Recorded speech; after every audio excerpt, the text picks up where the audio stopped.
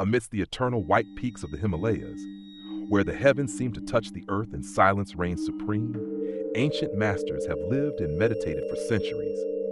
Here, beyond the reach of ordinary men, where only the wind carries the distant toll of sacred bells, they have unlocked powers forgotten by the rest of the world. They send messages across endless distances, not with sound, not with ink, not with wires or machines, but with the silent, infinite force of the mind itself. How can humans speak without words? How can one soul reach another, across mountains, across oceans, across the very barriers of time and space? This ancient mystery has been hidden, protected, and passed down by Tibetan monks, generation after generation, far from the chaos of the modern world. It is not magic, it is not fantasy, it is the forgotten language of the spirit, pure, simple, and true. In the ancient monasteries of Tibet, telepathy was seen not as a supernatural gift, but as a natural extension of a mind that had been purified through years of discipline, silence, and meditation. A mind free from anger, free from fear, free from the endless chatter of ego, becomes a vessel, a bridge, through which thought can travel unbound. Tonight, we pull back the veil and step into this hidden world, a world where the soul speaks louder than the voice, and where silence carries more power than the loudest shout. Long ago, an old Lama, living high in the mountains of Lhasa, sat in quiet meditation within the stone walls of his monastery. One night, as the moon rose over the snowy peaks, he felt a disturbance, a shadow moving toward his sacred home. There was no time for messengers, no means to call for help, only stillness, only breath, only the deep well of his mind. Closing his eyes, sinking into profound meditation, he sent forth a silent cry, a pure intention, directed across hundreds of kilometers toward his most trusted student. Far away in a distant valley, the student sat in his own meditation.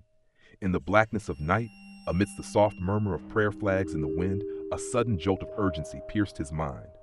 A voice beyond words stirred within him. Return, now. No doubt, no hesitation.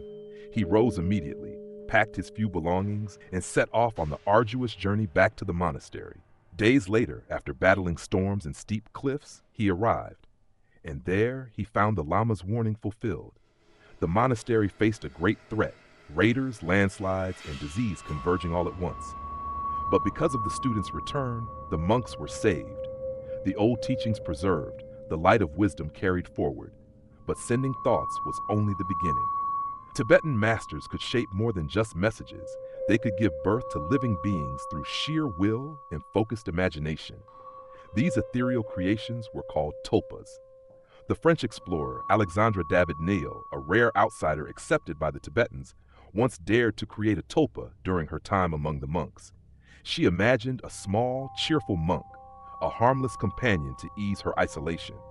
At first, it was a mere shadow, a flicker at the corner of her vision. But as she nourished it with attention and belief, it grew stronger, more solid, until others began to notice its presence.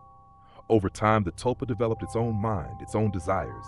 It smiled when she did not. It moved when she willed it not.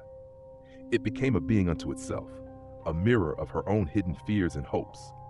Terrified of what she had unleashed, Alexandra retreated into months of deep, painful meditation, dismantling the very thought form she had given life.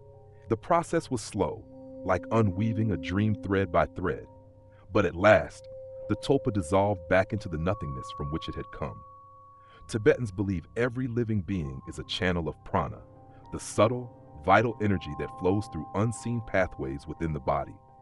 This energy moves through centers known as chakras, spiraling in silent currents, connecting us not only to our own bodies, but to the energies of the entire cosmos. When the mind is noisy and clouded, the energy scatters, becomes weak, directionless.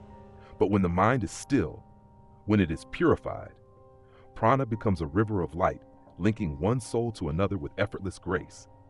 Thus, a master could send a warning through dreams, planting seeds of vision within his student's sleeping mind. A lama could see the collapse of a mountain before a single stone had fallen, sensing the subtle shifts of energy beneath the earth. A monk could gaze into the eyes of a stranger and read the unspoken stories hidden deep within their heart. In Tibet, there are no accidents, no random events, only the weaving of invisible threads by minds that understand the secret currents of the universe. Every thought, every breath, every silent prayer ripples outward, shaping the world like a stone dropped into a still lake. Today, in a world drowned in noise, in endless chatter, flashing screens, and forgotten dreams, can you still hear the voice of your own soul, whispering quietly beneath the chaos? If you could send one single thought across the universe, if you could speak directly to the beating heart of existence itself, what would you say? Would you send hope? Would you send love? Would you send a prayer for peace to distant stars, or a memory of light to a world grown dark? The power is still within you. The ancient path has never been lost, only forgotten. Close your eyes, still your mind, and listen. Like, share, subscribe, and together let us uncover more hidden stories from the mystic East.